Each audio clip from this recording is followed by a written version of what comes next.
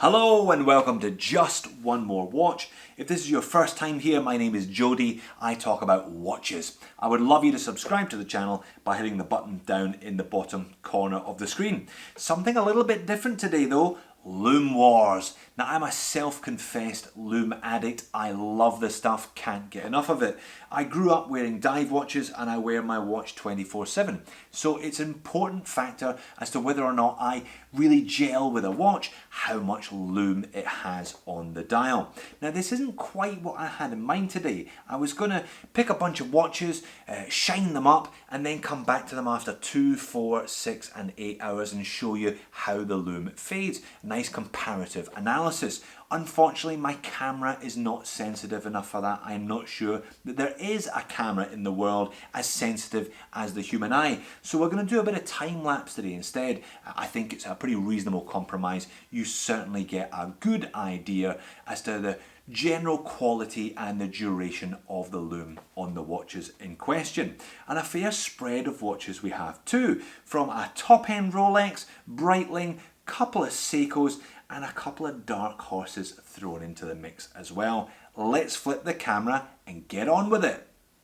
So in typical JOMW pseudoscience fashion, I began today by taking 6 watches out of the house on a kitchen tray and leaving them in the garden in the sun for half an hour. My neighbours must have thought I was bonkers, perhaps doing some form of watch worshipping, which isn't far off the truth, let's be honest. So what are we going to look at today then? Well, the big boy, the number one, on loan from my mysterious friend Mr. X is his Rolex Deep Sea Dweller 2017 model. This one costs $1 squillion, and even then you have to stand outside a Rolex shop for 7 years in order for them to sell you it. Features Rolex's proprietary Chroma Light LUME, ice blue, should be spectacular.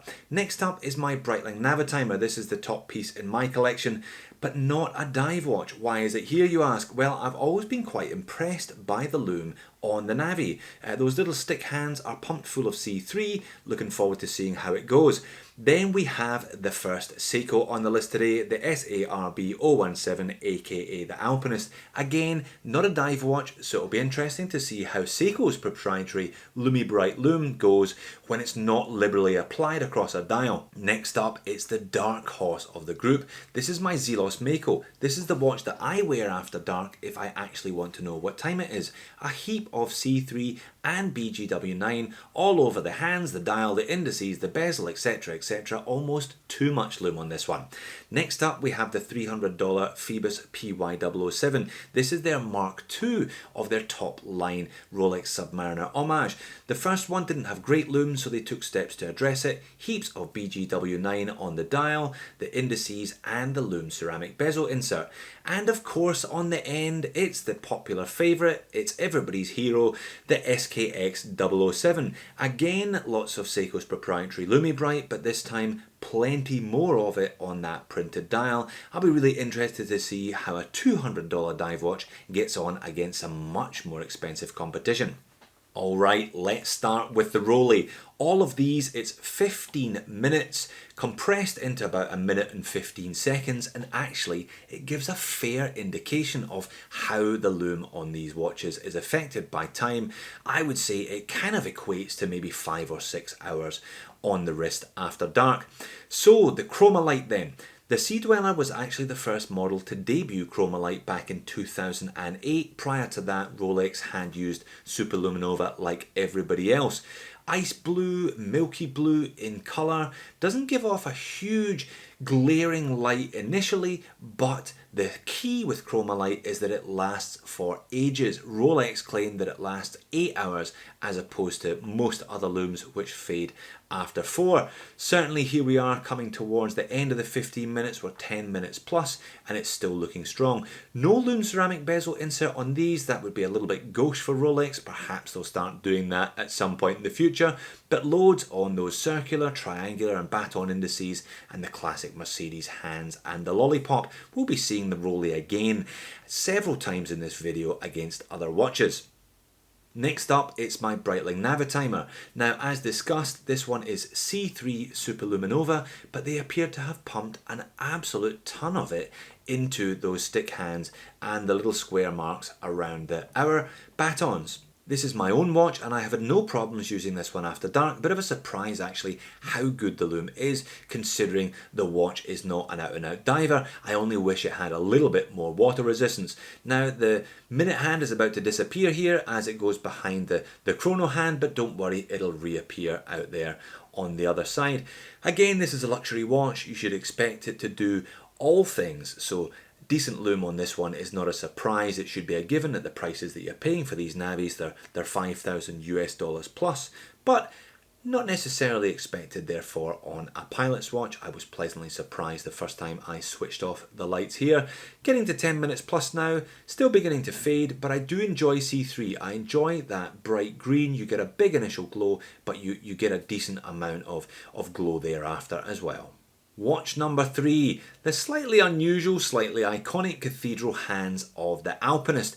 You got that little diamond whizzing around there on the second hand as well. Now, much like the Navitimer, this is not a dive watch, so there's not much real estate on the dial anyway, given over to Lume, and you don't have any kind of bezel on this one, certainly no looming on the bezel, but Seiko's LUME Bright, pretty much outstanding at its price point. These Alpinists now, I think the fizz has gone out of the market. They've been discontinued, but they're settling in around 500 US. They're pretty much the same price as they were before they discontinued after a bit of a peak. Interesting to see LUME Bright applied to a non-diving Seiko. I've looked at a whole bunch of Seikos in the past. Most of them have been divers though. We're getting towards 10 minutes now and you can see it's beginning to fade, but still a reasonable amount of legibility even after that duration. All in all, quite impressive Lume from the Alpinist. No donkeys here today. None of the watches that I'm going to show you have been disappointments. They're all doing well, certainly given their respective price points. But next up, look at the bloody Lume on that thing. The Zelos Mako. As mentioned, this is the one that I wear after dark if I want to know what's going on. It's a bit of a surprise, Zelos. This was my first of them. Very, very nicely made. Very keenly priced as well.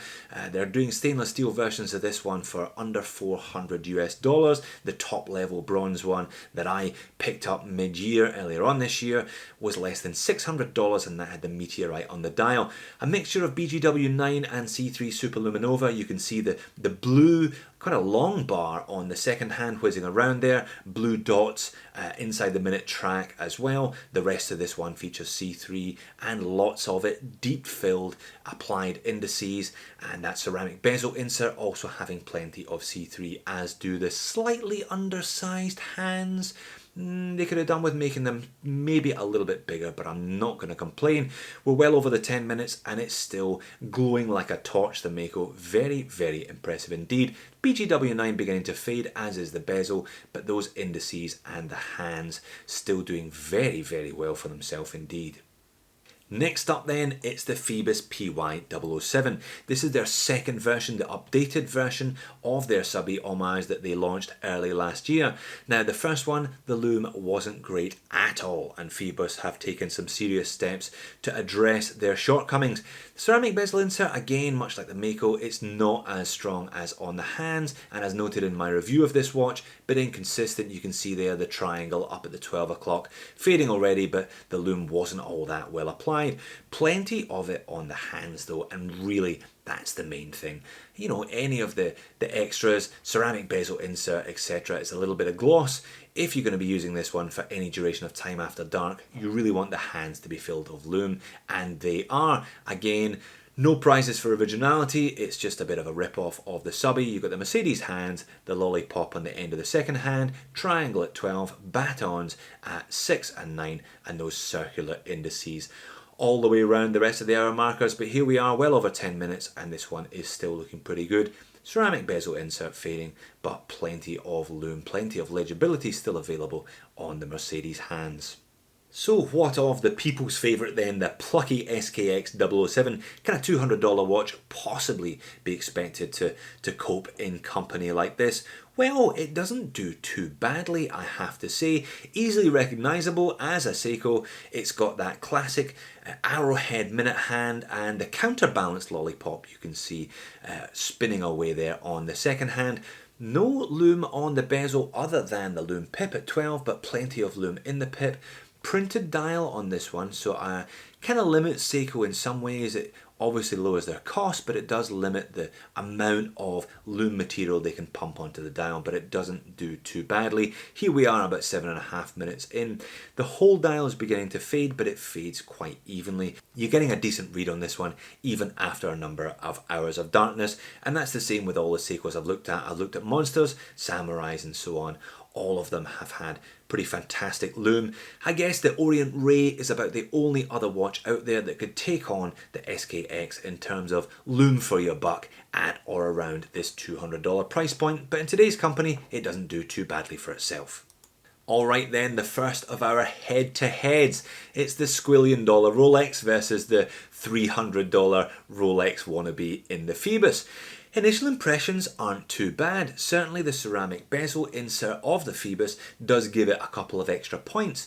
No prizes for originality as noted, pretty much a carbon copy of the layout of the Rolex dial in terms of the Mercedes hands and the triangle, circle, baton mixture. Even got that little LUME lollipop at the end of the second hand. Here we are about halfway through, ceramic bezel insert beginning to fade on the Phoibos, but the hands are still doing all right. Nothing compared to the chroma light though of the Rolex. It really is pretty outstanding. Look at those circular indices, look at the hour markers. They're glowing and look like they're going to continue to glow for hours, possibly even days, weeks or months to come. So you do get what you pay for. There's the law of diminishing returns, of course. The Rolex doesn't look 40 times better than the Phoibos, but it certainly does look several times better than the Phoibos after the 15 minutes. Head-to-head number 2 then, and effectively the final of today's bout of LUME Wars. Not sure if this one is episode 4 or episode 1. Don't mention the prequels. So Rolex on the left and the Zelos Mako on the right. Clearly a different approach taken here. Quality on the left, quantity on the right, though that is doing a little bit of a disservice to the Mako. There's certainly plenty of quality in that watch, and as you can see, 7 minutes in, same story as before, the ceramic bezel is beginning to fade, but no sign of those hands and indices fading. Heaps and heaps of C3. I guess this is a decent comparison of the benefits and disadvantages of going from green to blue and vice versa. My personal preference would be for green LUME, C3 or even the C3 Old Radium, but you can't complain with that Rolex LUME. I think both of these watches looking like they could last for hours and hours beyond this. I'm going to give this one to the Rolex, but it's a pretty close call and the Mako certainly doesn't disgrace itself. Not bad at all for a watch costing around $500 compared to the Rolex's 10,000 plus. So there you have it, LUME Wars episode 1. Please leave me a comment if you've enjoyed this video. A like wouldn't go amiss as well. There's no shortage of watches coming in and out of this house. I can make LUME Wars a regular occurrence if there is demand for it. I'm certainly going to add a comparative LUME video in all of the future 10 round watch boxing vids that I do. One coming up soon between the Oris 65 and the Jeanneau Ocean Rover. You can look out for that one.